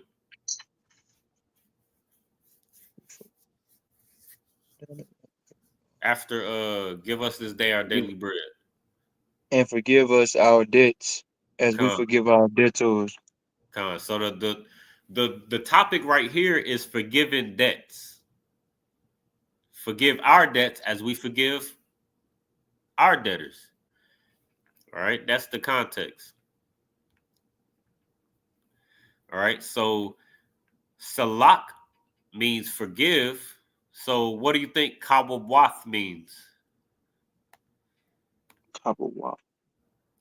Just in context with what we just read in English. Our debtors. Our debts. Debts. Debt, con. Kawawath is debt or trespasses. All right, trespasses or offenses or debt. All right, you know what I mean. That's very fitting that those are synonyms in Hebrew because you know what I mean. What do we fight over the most in the world? For money, I'll say. Con, we fight over money. We fight over, oh, you owe me money. You gonna give me you gonna give me my $20? And then when somebody now you looking at this brother that owe you $20 and they you know what I mean, they borrow money from you and they don't want to talk to you no more, they avoiding you. You know what I mean? So now you looking at them sideways. And then when they finally pay you back, they be like, here go your funky little $20. And then you like, well, it wasn't funky when I loaned it to you. You know what I mean? We fighting constantly over money, over a debt. You know what I mean? Which creates offenses. You know what I mean? But that's what that word means. Kawawath means debt or offense. You know what I mean, or I don't know if you ever been in a trespass council with General Mahaiman. But you might, like, if you found to be guilty of offending a brother, you might have to pay a fine. You know what I mean? Which means you have a debt to this brother. You might have to pay this brother a fine to recompense for your offense. So that's how those two things go hand in hand. So kawawath nawa means our debt, our offenses, our trespasses. So wasalat lanawa, forgive to us, kawawath nawa, our debts. Forgive our debts. All right. All right. So last two, kasalak nawa. So we know what salak means, right? Salak. God.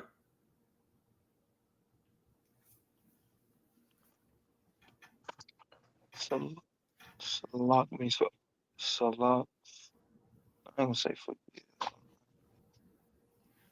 You wrote it down, right? It means forgive, right? Salak. God, no sweat. I just want Yeah, I to wrote you yeah on it. make Salak. sure Yeah, I you wrote yeah. okay. Most High Christ, because you just writing it Yes, down is man. you're not gonna forget it. You write it down one time, you're gonna remember it. All right. So salak is the root word of this phrase. So salak means forgive. So that means ka is a preposition. All right. What does ka mean as a preposition? Like or as. So as. As, and then nawa is what?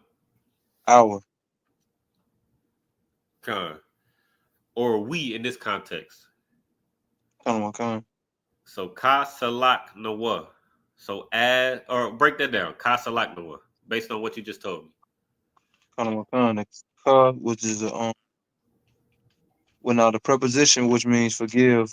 Mean the other preposition, the root word which means forgive.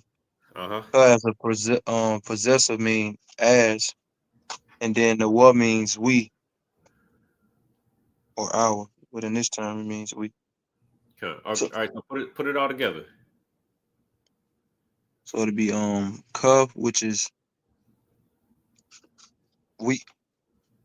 Ka, which is as, forgive, and then we, well, our. F-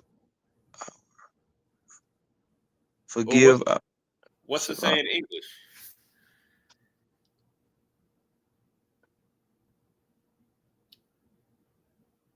So we just broke down forgive our debts. What's the next part? So as we forgive. Con. That's what kasalaknawa means. As we forgive. Kasalaknawa. As we forgive. And then last one, kawawath yanawa. So you wrote down kawawath, right? Come means debts or trespass. Uh-huh. And then so that'd be debts. So as we forgive what?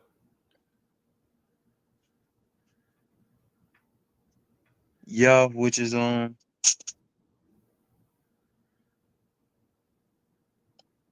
be no which would mean our, forgive our. So Con. Or our trespassers or our debtors.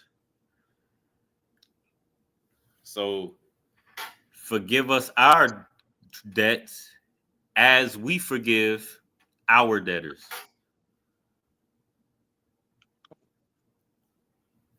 And this is an important part right here. Like, this is brotherhood. This part of the Lord's Prayer, the whole Lord's Prayer is brotherhood, but this part specifically is brotherhood. Where it says, forgive our debts as we forgive our debtors. Forgive those who offend us, or forgive us. This is justice. We're asking the Lord again. When we pray to the Lord, we ask for what the Most High wants, and we're asking for the Most High to forgive us as we forgive those who offend us. So let me see if this is, I believe this might be in the same let me see. Salaki. I think it's in the same chapter. You got the Bible in front of you, right? Come. Go to Matthew. Go ahead to Matthew chapter, what is this that we in? What is it? 8? Chapter 6 and verse 14. You can start at 14. Come. Book of Matthew, chapter 6, verse 14. Uh-huh. For if ye forgive men their trespass, your heavenly Father will forgive. Your heavenly Father will also forgive you. Uh-huh. Go ahead. Verse 15. But if ye forgive not man their trespasses, neither will your Father forgive your trespasses. Go to Matthew 7 and verse 2. And this is talking about the same thing. But that's the whole point of what we just read in the Lord's Prayer. Forgive us our trespasses, forgive us our debts as we forgive our debtors. I mean, when you pray to the Most High, you're asking for the Lord to forgive you and have the same mercy that you have on others.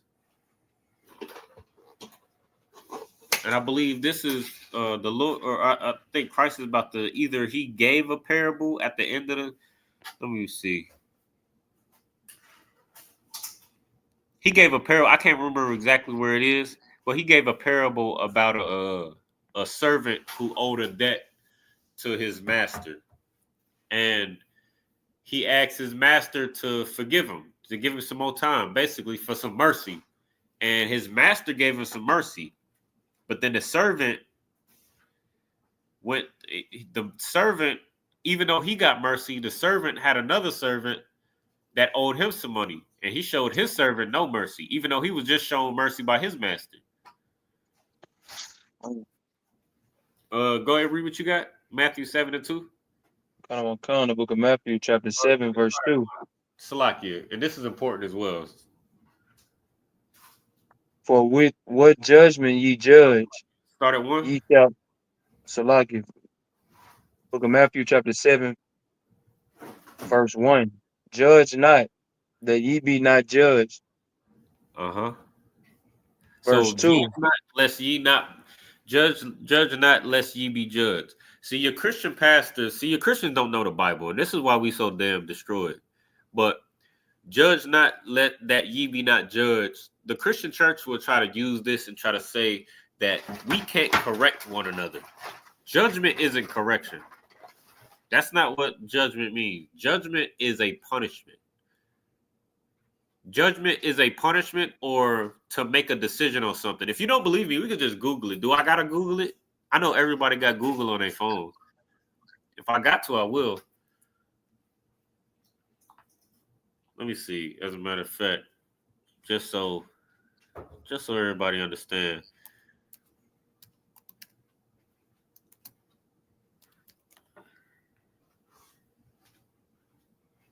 Let me see.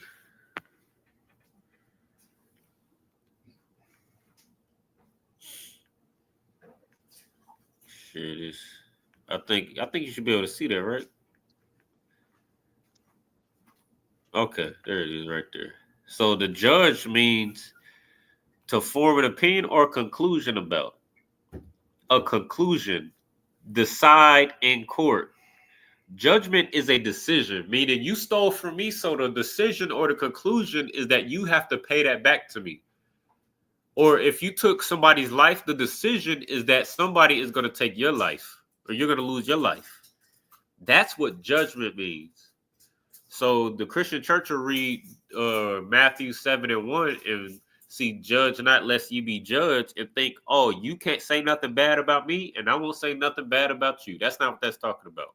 That's how Christians maintain the hypocrisy in the Christian church. That's how it's done. Right there.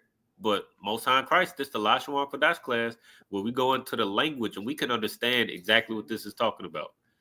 Now go ahead and read on, Baba Kashah. Kanawakan. Verse 2, for with what judgment ye judge, ye shall be judged. And So, with measure, Salaki. oh no, Salakia. And this is how you know that this ain't talking. This is how you know that this ain't talking about. This is how you know that this ain't talking about. Salakia. Let me catch up. I'm trying to keep up. But this is how you know that this ain't talking about me just saying something or me correcting you or me saying something about what you're doing and saying that it's wrong. Because it says, for with what judgment ye judge, ye shall be judged. Now, if I just say, hey, you shouldn't be eating that pork. Does that mean, oh, since you said he shouldn't be eating that pork, then that means somebody's going to tell you you shouldn't be eating pork? That don't make no sense. That's how you know that this ain't talking about me just saying something about you or commenting on something that you're saying or doing and saying that it's not correct. Judgment is punishment or action or a decision made on your behalf. So for with what judgment ye judge. So if you steal from me and the judgment and I decide, okay, since you stole from me, I'm not going to forgive you. I'm not going to give you an opportunity to not be a thief anymore. I'm going to take your life. If that's the measure that I judge you with, read on. Kanawakan. With what measure ye measure it, meet it, shall be measured to you again. So if my judgment, if the measure of judgment is you stole from me, so I'm not going to give you an opportunity to not be a thief anymore. I'm going to take your life because you're a thief. Then that judgment or that measure of judgment that I use for you, that's what's going to come back to me. So the fact that Christ even had to give his life lets us, or that the reason why Christ had to even give his life in the first place is because we all broke the law. We all broke the covenant that he made with us. That's why he had to make a new covenant. I believe it says that in, what is it, Hebrews? I believe, but that's why he had to make a new covenant with the children of Israel, which covenant we broke. So none of us are blameless for not breaking the first covenant. So if I take your life for stealing from me and not give you another chance to not be a thief, then that means I have to have my life taken as well because I'm guilty of the same crime. So that's what that's talking about. Give us this day, or what it says in the Lord's Prayer, give us this day our daily bread and forgive us our debtors as we forgive forgive us our debts as we forgive our debtors. That's talking about this right here. Forgive our debts as we forgive our debtors. I forgive you, or I'm asking the Most High to forgive me as much as I forgive you. You understand the point, Ajazakabor? Kanawakan. Most High in Christ. But we're gonna pick up the rest of the Lord's Prayer next week. Where we leave off at? The Kawawati Nawa, Kasalat Nawa, Kawawati Nawa. We're gonna pick up the rest of that next week. The water to all the brothers and sisters that endured with us in the chat. You know what I mean? In the room. You know what I mean? Shout out to Officer Bonzayan. You know what I mean? Shout out to up and coming officer. You know what I mean? Trooper Itazai Gabar. You know what I mean? Holding it down. You know what I mean? Teaching, you know what I mean? Where the hell would I be without this brother helping me teach Lashawan Qadash class? You know what I'm saying? You know, right. This is a mighty, mighty brother. You know what I mean? In his work of the Lord. You know what I mean? Damn sure living up to his name. Solid warrior. With that, brothers and sisters, you know what I mean? Make sure you like, share, and subscribe to the channel. Make sure you share it with your loved ones. And hit that QR code in the top left corner. And more than tonight, there'll be a brother in that chat to answer all your questions. I have yet to see any questions in that damn chat. You know what I mean? That QR code is in there for no damn reason, I guess. You know what I mean? But it's there for you. If you got any questions or comments, or you know what I mean, A Hammer, you know what I mean, you got any questions, you know what I mean, or anybody in the chat, you know what I mean, you got any questions and we not live or whatever the case is, you can get in that chat and morning, noon, and night. There's a brother just on standby, waiting to answer all your questions and solve all your problems. I know you got problems galore. I know you got them. You know what I mean? But you know what I mean, if you don't want your problem solved, you know what I mean, there's nothing I can do for you. But if you want your problem solved, get in that chat, in that WhatsApp chat, and ask your questions, get your problems in there, and then we can help you out. You know what I mean? But with that, I'm going to go ahead and salute out a shalom, Yahweh Bashem, Yahweh Shai, Barakathum to all the brothers. And shalom, Yahweh Shamar Latham Bashem, Yahweh Shai to all the sisters. All right, shalom. Come on.